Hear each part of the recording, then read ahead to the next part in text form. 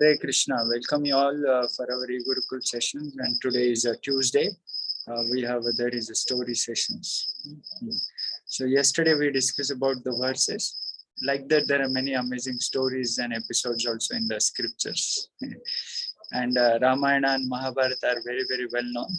And Srila Prabhupada also wanted to give a commentaries on Ramayana and Mahabharata, but Prabhupada's time was less.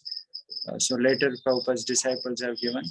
So that gives a very amazing insights about our great heroes, right? About our great personalities in the past who were there, so that we can really appreciate what modern people shows in the movies or in the serials. First of all, that is not a fact. That is imaginations.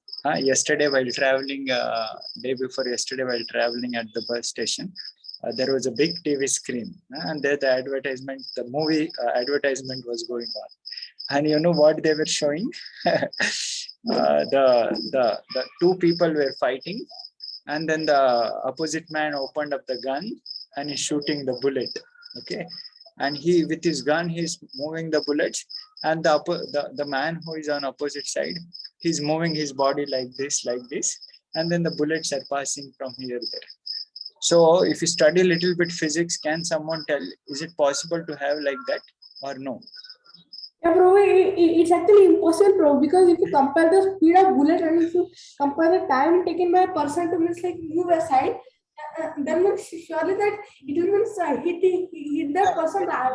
Basically it's not possible. It's impossible. Very rare. Impulse time is slow. Yeah. Body's impulse time is slow. Yeah.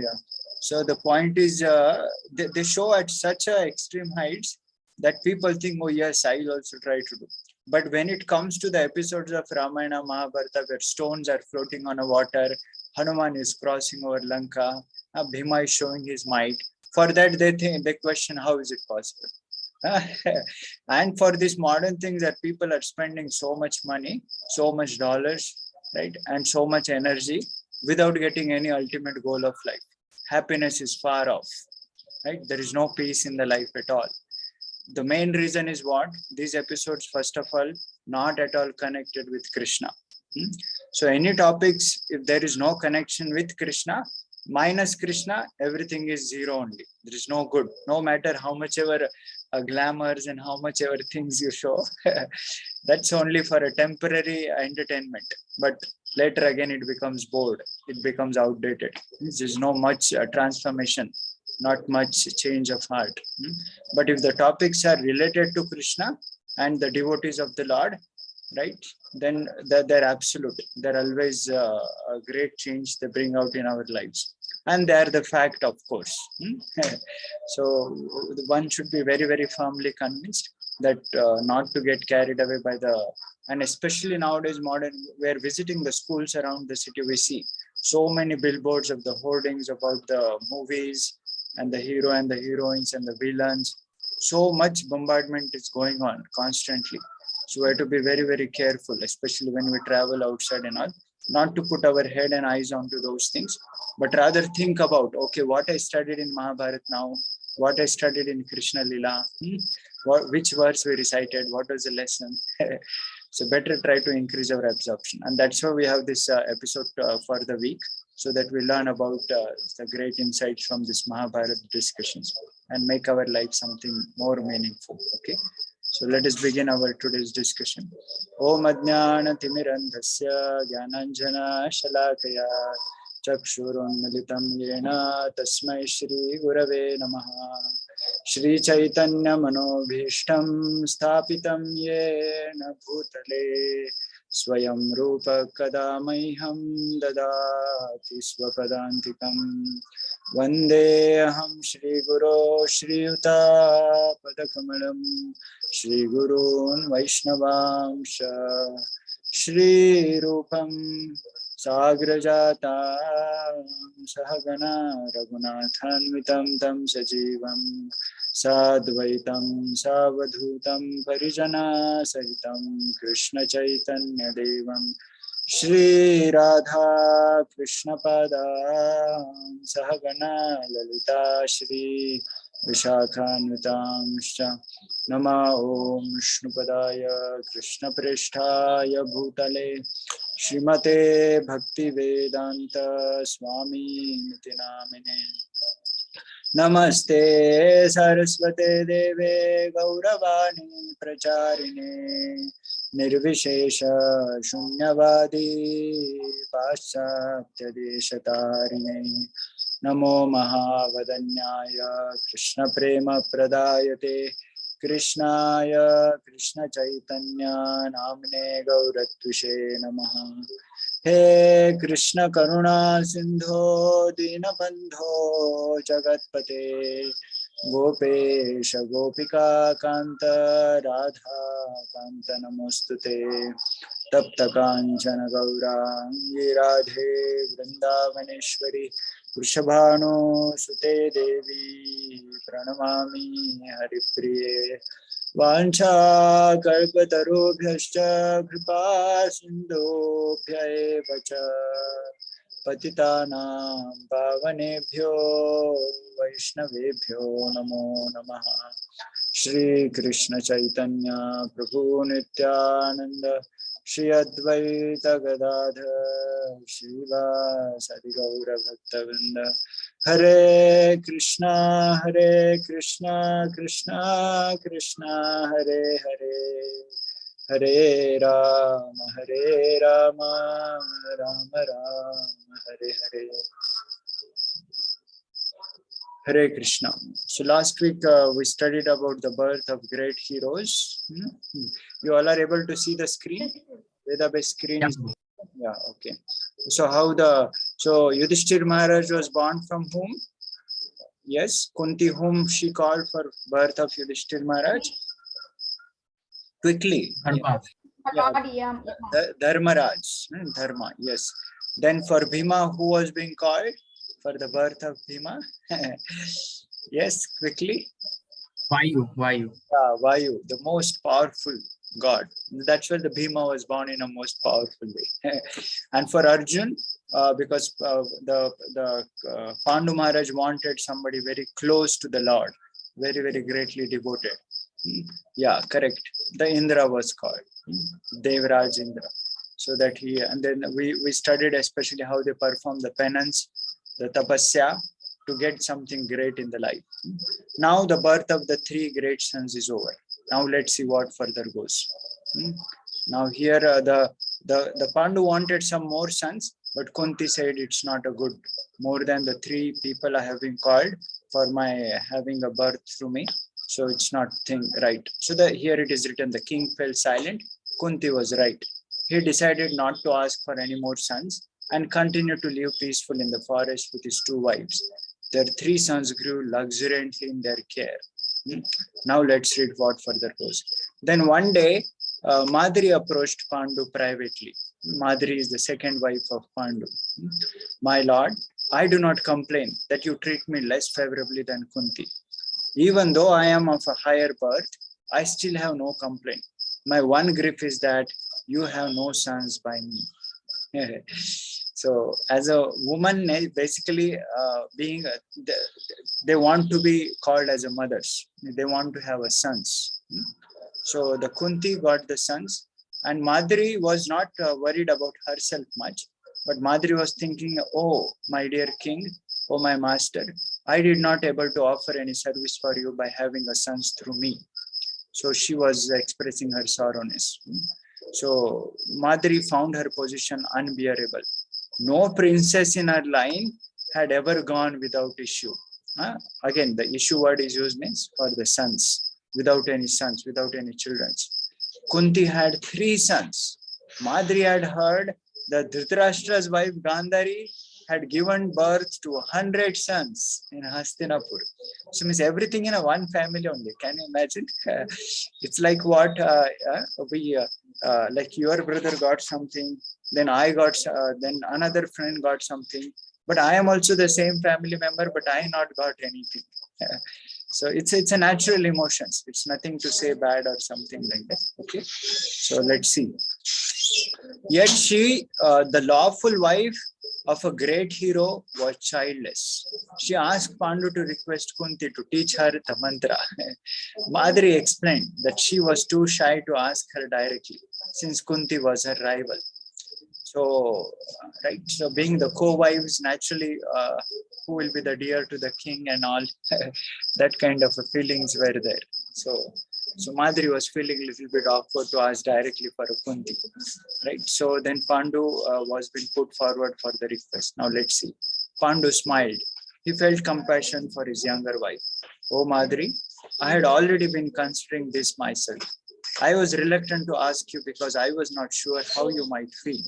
Now that I know your mind, I shall certainly speak with Kunti. I do not think she will refuse. Right? So Pandu was also thinking in a similar way. Right? So what Madri might be thinking, because Kunti could give a birth to the 3 sons and she did not be able to beget any sons. So if I can request Kunti, that you will also get a sons. So the monarch approached Kunti immediately. So who is the monarch here mentioned? Quickly, all of your understanding. Hare Krishna. King Prabhuji, monarch means Pandu Maharaj. Pandu Maharaj. Simple, yeah. He told her of the Madri's sorrow and asked her to be gracious to her co-wife. Pandu made it clear that he also desired more sons to secure more fully the good of his race, including that of himself and indeed Kunti. So now let's see. The request has been put forward for Kunti. Now what Kunti replies. Kunti assented to her husband's request and told Madri, "Oh gentle lady, I shall recite the mantra for your benefit. Please think of some deity from whom you desire offspring." So this is amazing character, isn't it? Kunti is not keeping anything for herself only. Why shall I give to her? This is my benediction which I have received. Why I shall offer to the another thing and all? I will only keep this benediction for me. No. Kunti also happily gave the mantra for Madri as well. Now, can you recall quickly some episode from scripture where the similar kind of thing was going on between the 2 wives of the same husband? Yes, some episodes from the scripture quickly. Kind of a competition or kind of a rivalry or kind of, yeah, you can unmute and speak quickly, yeah. Yes, Prabhuji, Rukmini Devi and Satyabhama. Yeah, correct. Or Jashit Pro also wrote, yeah. Now I got 3 responses. I thought only of 1 or 2. Now one more response our Atharva Prabhu wrote very brilliantly. Yeah, that is about Dhruva Maharaj. Dhruva Maharaj has 2 mothers, Suniti and Suruchi. So of course, Suniti's side there was no problem. She was a very, all of you know that story, right? All of you heard that episode, yes? Yes, Prabhuji. Suniti and Suruchi. Manvik knows the Dhruva Maharaj story very well, Prabhuji. Yeah, very good, very good. Thank you. So that episode we had studied how sitting on a lap was an issue, and Suruchi could not tolerate that. So there also about the 2 wives for the same thing. Of course, Suniti was not in that mind. Yeah, one more episode comes in my mind, which none of you have shared. Can someone say the issue of the 2 different wives for the some kind of a thing? Yeah, very famous. Like Aditi means like Shiva also say like that. Oh, that is also great. Yeah, I did not keep that in mind because I thought none of you will be knowing. Yeah, correct. That comes in the Srimad Bhagavatam. Aditi and Aditi. Aditi's other co-wives got a sons, but she did not. Diti, I think it was not Aditi. Diti. Later, of course, Aditi is also. Yeah. So then the birth of Hiranyakashipu and Hiranyaksha happened. That story we'll study later. Yeah, very good. That one episode comes in my mind about Ramayana, about Kaikeyi and Kaushalya. So Mother Kaushalya had no issue in the sense Lord Rama and everybody was happy. Even Kaikeyi was also happy. But later, by the plot of mantra, the problem was created. And then the dispute happened. So we can also translate these episodes in our life also. When we are a single sons in a family, we become naturally beloved to all the people. But when it comes about sharing, when we have our siblings, especially younger ones, right? So how do we do? Are we in the grabbing mode or are we in the giving mode? Do we become selfish or do we become selfless? So which one we should be, grabbing or giving? Yes, should we be in the grabbing mode, taking? Giving Prabhuji. We should be always in a giving mode, always in a sharing mode, right? So we can always look into the properly in our attitude also. And not only for our family, this what we are speaking only which are actually in the family, but something even beyond the blood relationships also, considering the entire world as our one family. Vasudhaiva Kutumbakam.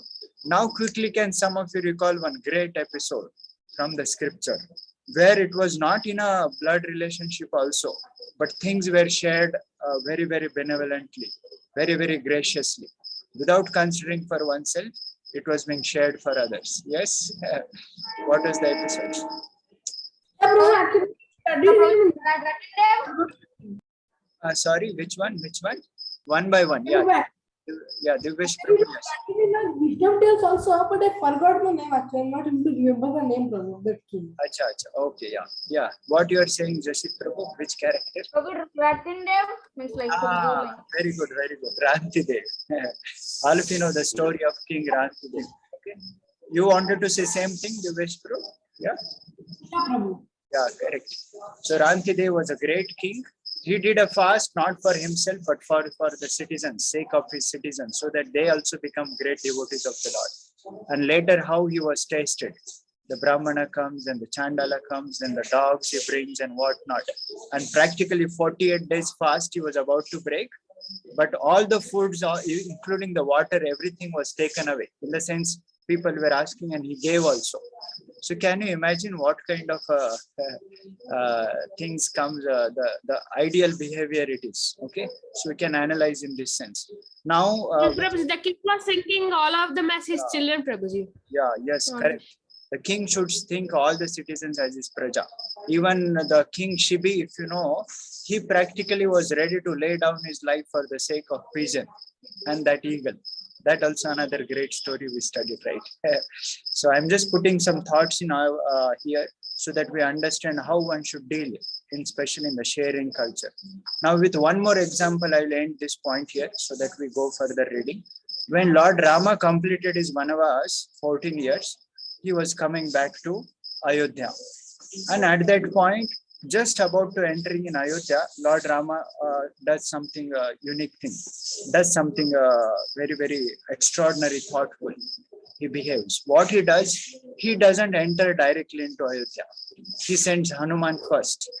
And he says to Hanuman, Hanuman, you go ahead and see the Bharat situation. And see if he has a little bit thought also, oh, 14 years I ruled. Oh, now Lord Ram is coming back. Oh, my kingdom will be taken away now. What is this? I was ruling so nicely. Just think for this expression. If Bharat has a little bit expression that I am going to come back again and I'll be becoming a king, then I will not enter into Ayodhya. Let Bharat rule very, very happily. I don't want to disturb Bharat's ruling. And when Hanuman enters into Ayodhya and he says, Bharat, that Lord Rama is on the way. He has completed his 14 years of exile. He's entering into back to Ayodhya. So as soon as Bharat hears this expression, he doesn't become morose. Rather, he becomes so jubilant. Immediately he starts dancing and he says, Hanuman, what a great news you have brought for me. This whole throne I have kept to see one day my brother, who is like my father, Lord Ram, to sit and rule the entire world for the welfare of the entire world. And then Hanuman says comes back and says, Lord Ram, how Bharat is so eagerly waiting of your arrival. So even Lord also thinks, are we ready to in a proper sharing mood or not? Right. So this episode makes sense. You understood what I said about Lord Rama's episode? Yes? Yeah. Yeah. So yeah, our Anish Kumar Prabhu is telling we should be in a grabbing mood for Krishna Katha. Yeah, that's always great. Yeah, grabbing more and more for Krishna Katha and then sharing also more and more Krishna Katha for others. Yeah, that's very good thought. So that's how we observe Mother Kunti did not hesitate. Come on, Madhuri also wants, she is also co-wife. Let me try to give. So now let's read further. Madhuri thought carefully. Most probably, Kunti would allow her to use the mantra only once. If she summoned the inseparable twin Ashwini gods, she would get the two sons at once. Even as she thought of the two gods, they appeared before her, aglow with a celestial splendor. So, because Madhuri was thinking, Kunti allowed me, but I think she will not allow more and more to use, only once. But then if I invite Ashwini Kumaras, Ashwini gods, they are the twins. So through them, I will get the two sons. So in one mantra, two gods. So two in one, like that. So now so as soon as she thought of the gods, immediately those gods appeared before her. Bashfully, she asked that they unite with her to conceive children, and they immediately agreed. They begot upon Madhuri two boys of incomparable beauty, who were named Nakul and Sahadev. Upon their birth, the divine voice said, "These virtuous and accomplished sons will transcend in energy and beauty, even their celestial fathers." So every child's birth, some celestial sound came, right? We read about Dharmaraj Yudhishthir, then about Bhima, about Arjun, and now for Nakul and Sahadev also, the celestial sound came. How they'll be so energetic and beautiful that even they transcend this energy and beauty of their forefathers also, right? So now the birth of Nakul and Sahadev happened. The rishis perform all the rites of the passage for the 5 boys, and they grew up swiftly. Even at age 1, they appeared as if they were 5 years old. Not because their body was old, but because they were so powerful. They were so energetic. Pandu was overwhelmed with happiness at seeing his son's extraordinary strength, beauty, energy, and wisdom. All the boys became favorites of the rishis, and they sported like 5 Gandharvas descended to earth. So they became favorites of the rishis. Even the saintly sages and all, they were looking forward for the great kind of association of these great personalities. So this is another interesting point. Our behavior, our character will make corresponding people to attract. That also we studied in the last time. So the rishis, especially to become favorable, the saintly people become very happy with us. We should have a saintly character. We should have a saintly behavior also. Now something further goes. Okay. Pandu wondered if he might again have another son through Madhuri. But when he asked Kunti if she would permit Madhuri to use the mantra again, Kunti became angry and replied, "My lord, I was deceived by that wicked woman. Although I gave her the mantra only once, she obtained 2 sons. If I give it to her again, I fear she may surpass me in the number of children. Pray do not ask me for this favor anymore." So naturally, as a womanly nature, they don't want to have things in that way. Okay, so she was said, no, not more use, only once. Pandu reconciled himself to the fact that he would have only 5 sons, but he was not disappointed. His boys grew up like gods. They were all as handsome as the moon god Soma and as powerful as Indra. They all became fearless bowmen who were capable, even in their early youth, of facing furious mountain lions.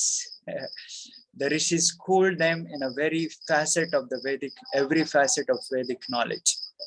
So the rishis, the saintly people, they also trained them in all the Vedic knowledge. So who else learned the Vedic knowledge? Anyone remember comes in your mind? Going to the Guru's ashram and learning all the Vedic. Krishna. Yes. Prabhuji Krishna, Yeah, Lord Krishna. Prabhuji and Ram. Prabhuji Rama and Lakshmana. Ram and Lakshman as well. Yeah. So this is very, very important to have a Gurukuls, learning from the saintly people. Now in our schools we go. And Dhruva Maharaj. Yeah. Prabhuji. Yeah.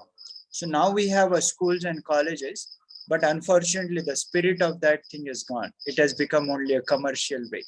Very few people, they look for the good for the children, but it remains only moreover a kind of a commercial platform. So we should keep this mind, right? By the mercy of Prabhupada, we have got this very wonderful platform. where we are able to learn the same teachings of the scriptures and all in a very, very lucid manner. So one should become greedy for these things, grabbing for these things, as our Anish Kumar was telling. One should look forward for more and more learning.